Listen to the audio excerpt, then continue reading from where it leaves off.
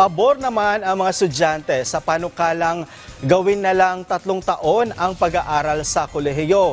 Si JM Pineda sa Detalye Live. JM.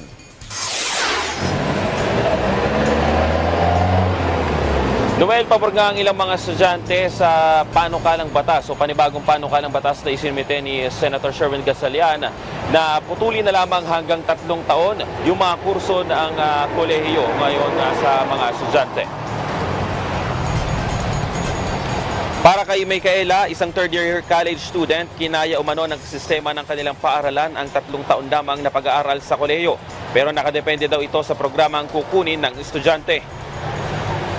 Okay lang po sa akin kasi sa QCU po, sa Quezon City University, 4 years po dati yung ENTREP po, entrepreneurship po na program po. Tapos ngayon po, ginawa na lang pong 3 years and okay naman po yung parang flow po ng program po doon.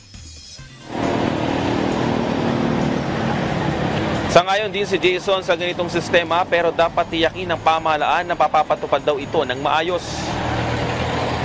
Kung mapagkakasya po nila yung matututunan sa 4 na taon sa 3 taon, mas okay po para sa akin yun. Pero kung i-base po natin siya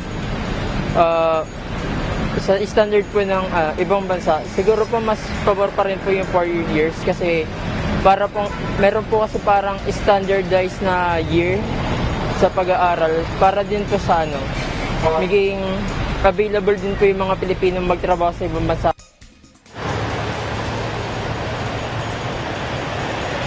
Nitong Martes nang isinumite ni Senator Sherwin Gatchalian ang panukala kung saan naglalayong gawing 3 taon na lamang ang mga college courses imbis na 4 na taon. Ang panukala ay magbibigay ng direktang kapangyarihan para sa Commission on Higher Education na payagan ang mga kolehiyo na tapusin lamang sa loob ng 3 taon ang mga degree programs. Pero giit ng mambabatas, kailangan nasa standard at pasok pa rin sa pangangailangan ng mga industriya o trabaho. Isa rin umano sa layunin nito ay pag-aangin pa ang pag-aaral ng mga kolehiyo. Mas mahanda rin daw ang mga estudyante sa internship o yung mga practical learnings sa kanilang industriya. Kasama naman sa panukala na ang general education units ay dapat kasama na sa senior high school program.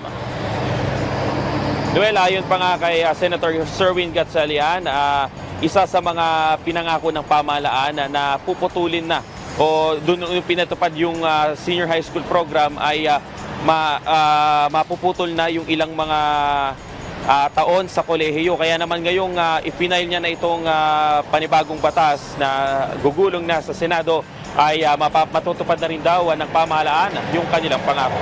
Yan muna ang latest. Balik sa Noel. Maraming salamat, JM Pineda.